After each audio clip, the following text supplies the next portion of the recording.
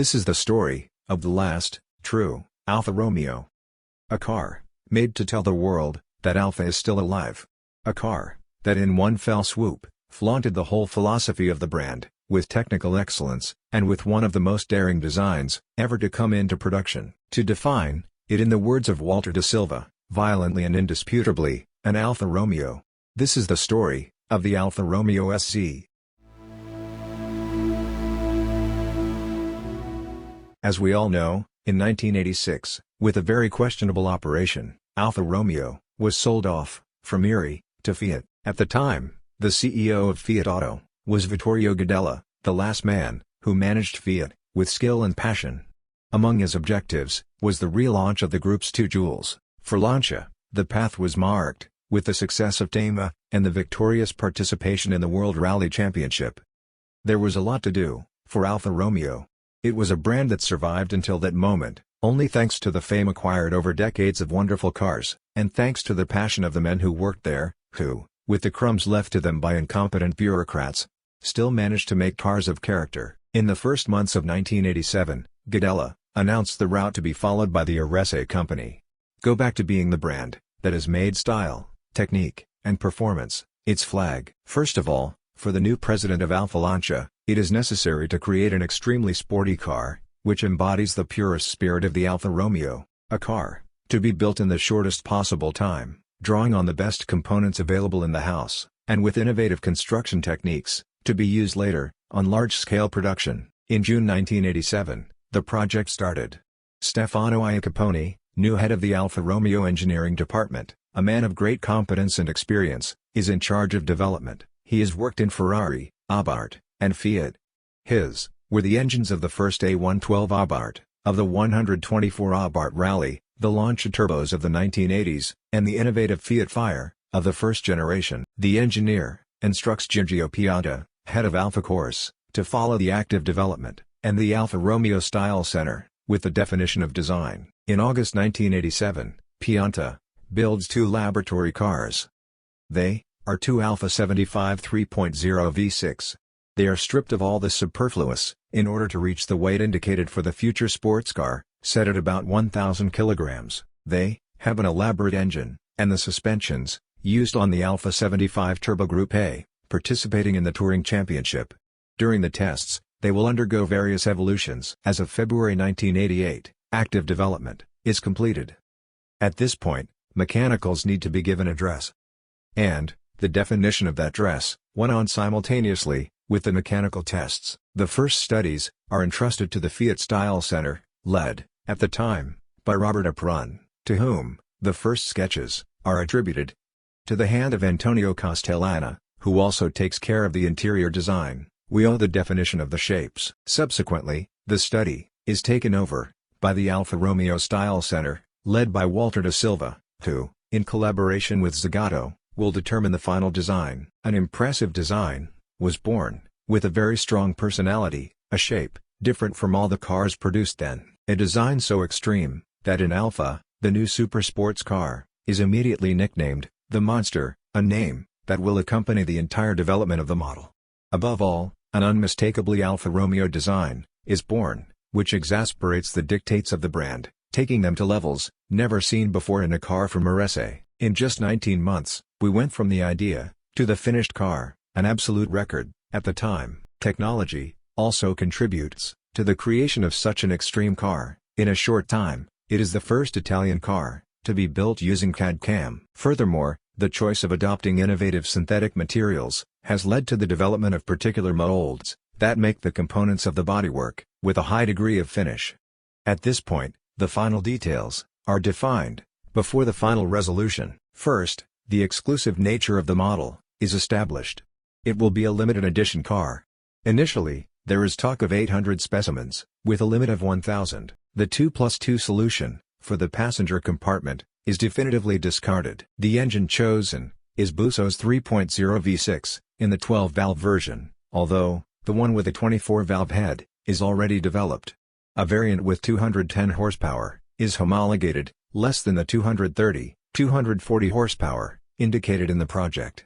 Zagato is in charge of the production, which proposes the aluminum bodywork, but in Alfa, they are adamant, innovative materials. This will lead to diluting production times, but also to the indebtedness of the design company. The color variants are non-existent. The real Alfa Romeo has our red, and the Monster will only be produced in Alfa Red. The name of the new sports car is decreed. It is called Alfa Romeo S30, which stands for Experimental Sport Car 3000.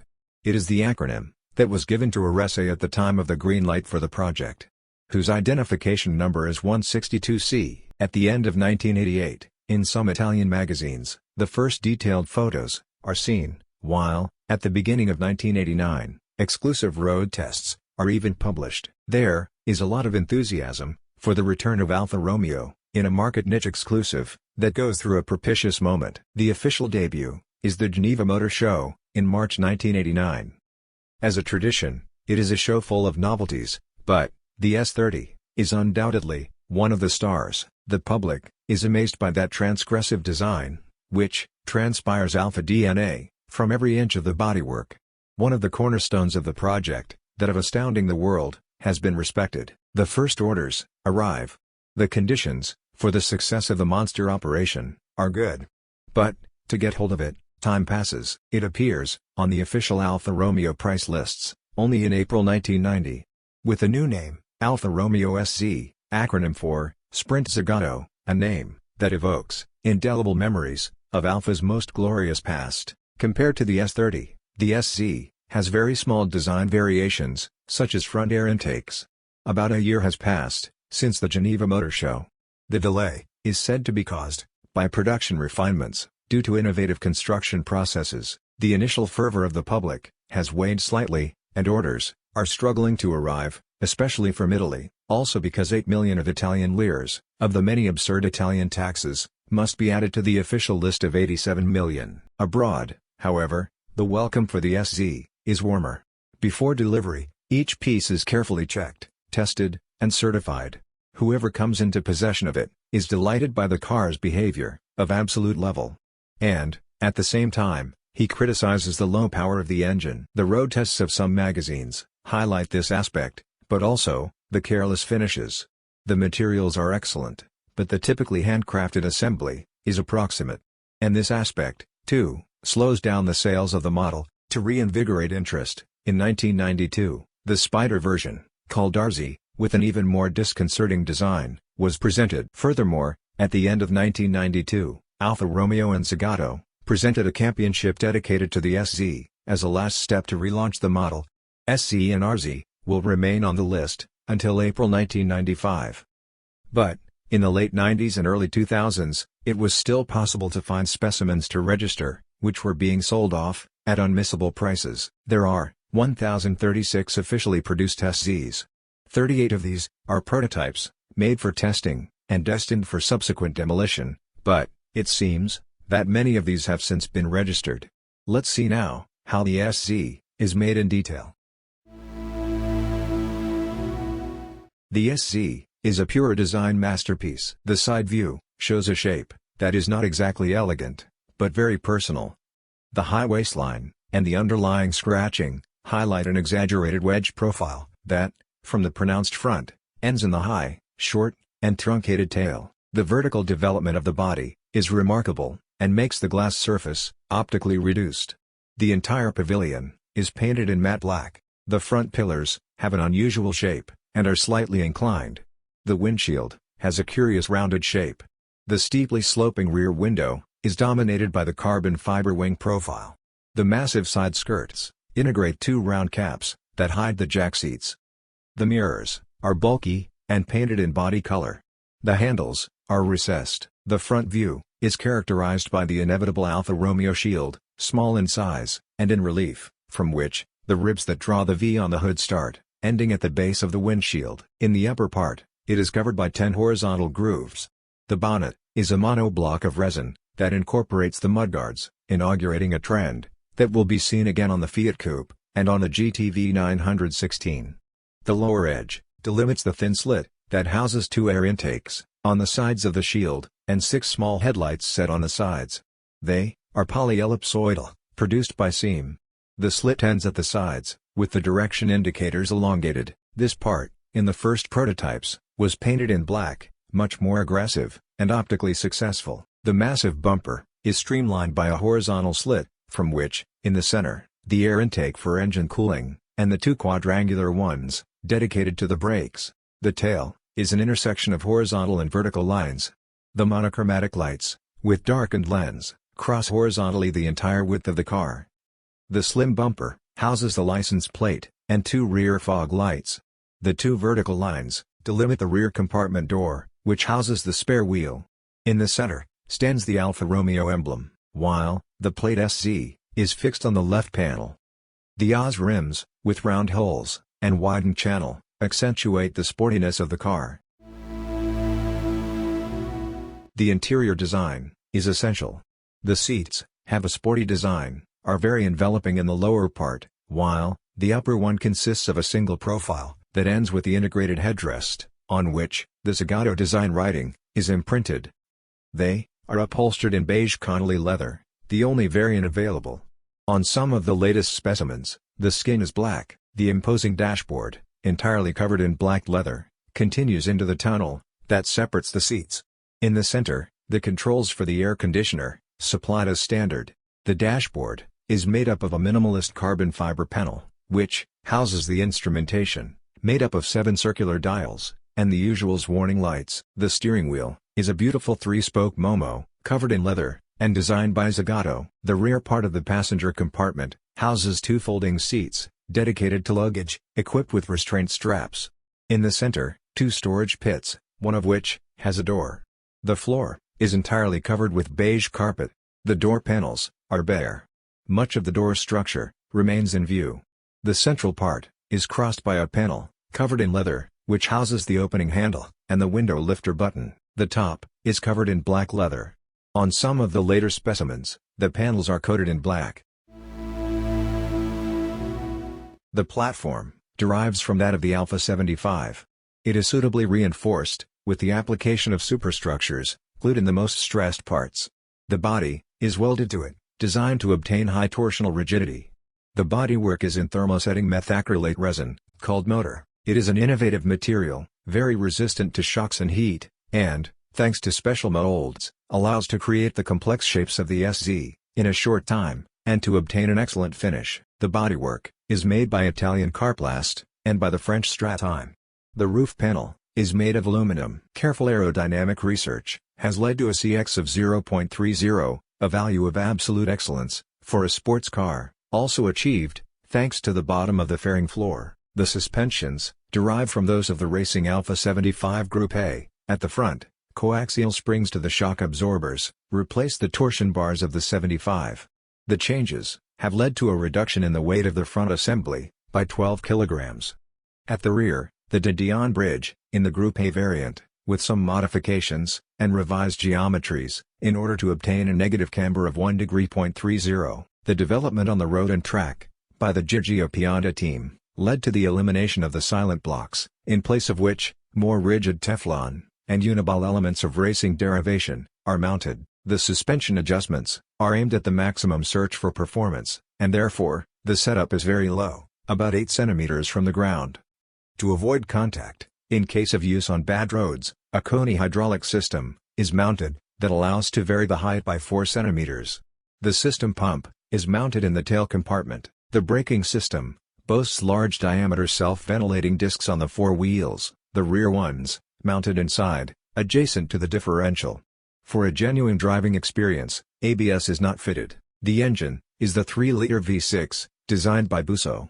Considered one of the best V6 ever produced, in this variant, it has been optimized, modified and polished intake and exhaust ducts, balance of rotating parts, reprofiled camshaft, Bosch Motronic ML 4.1 electronic injection, one of the most advanced, at the time.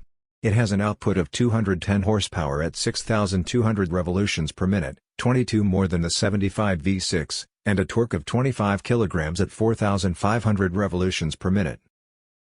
The gearbox is 5-speed, mounted at the rear, with a transaxle system. It has some modifications in the adjustments, reinforced clutch, and lightened flywheel. A 25% self-locking differential is adopted, also fitted as a radiator, for cooling the transmission lubricant. The steering is setted, in search of the best precision and sensitivity. The 16-inch split-Oz alloy wheels have a 7-inch channel at the front, and 8 at the rear, and are fitted with tires respectively, 205/55 and 225/55. These are supplied by Pirelli, and specially developed for very high-performance cars. They are the innovative Zero, with reinforced Kevlar structure, and differentiated tread pattern. The external dimensions are quite small, with a maximum length of just over 4 meters. The declared weight is much higher than the 1,000 kilograms, set at the design stage, 1,260 kilograms. Alfa Romeo declares a top speed of 245 km per hour, acceleration from 0 to 100 km per hour in 7 seconds, and on the kilometer from standstill, in 27.4 seconds. Consumption of 13.9 km liter, at 90 km per hour, 10.9 km liter at 120 km per hour. The SZ was tested by all the Italian car magazines. Here are the findings.